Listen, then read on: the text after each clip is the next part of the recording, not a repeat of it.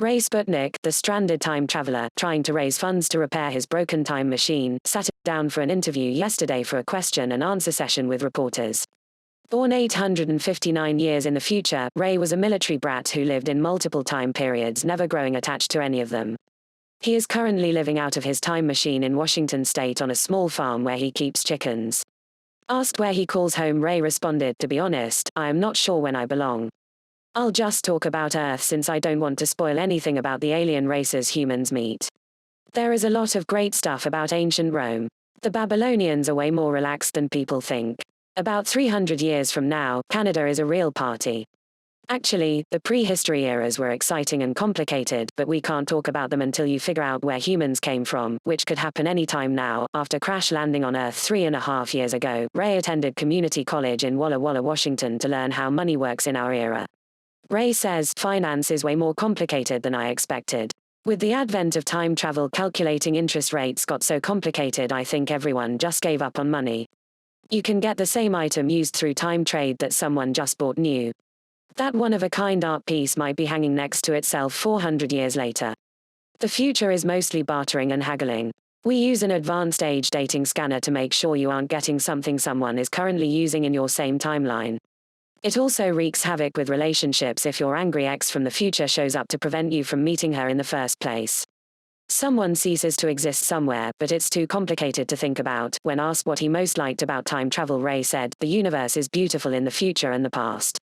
I'm nostalgic for things that haven't happened yet. Once-in-a-lifetime moments have become spectator events. It's sort of like internet memes, but their popularity spreads out in all directions of time. There is an amazing upcoming moment where an Earth leader tries to shake a reptilian lord's hand while getting his eyeballs licked that even the Assyrians love. Relationships get complicated with time travel though. A lot of older people move in with their younger selves." We asked Ray what he could tell us about time travel, and the mood of the interview changed a bit.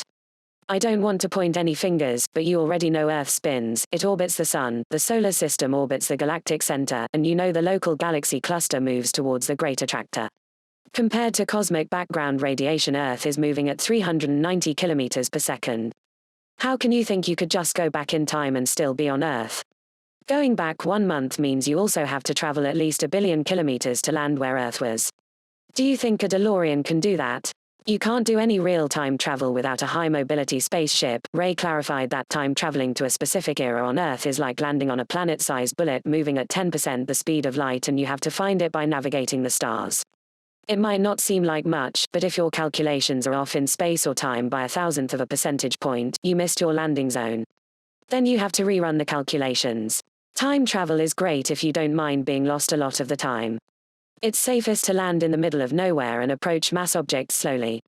It's not just 3 dimensions of space you have to navigate either. I don't want to spoil future technology too much, but there are at least 3 dimensions of time as well.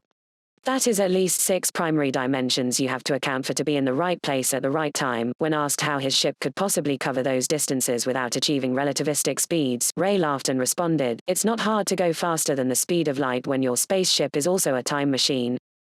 Update 1. Ray's Kickstarter met its $150,000 goal 2 weeks after it launched.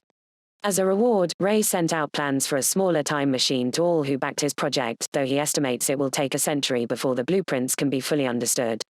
Update 2. Since the original publication of this article, a 29th Century Time Policing Agency has informed us that money has not been abandoned in the future, and Ray's Kickstarter money is actually funding the rise of his time pirate fleet parked somewhere around the 25th century. The Time officers also informed us that Ray's time machine was stolen from his ex-wife in another timeline, and that both his great-grandparents and great-grandchildren have posted a reward for information that leads to Ray's capture. This has been a DeNewSour update. Like and subscribe to support the revolution.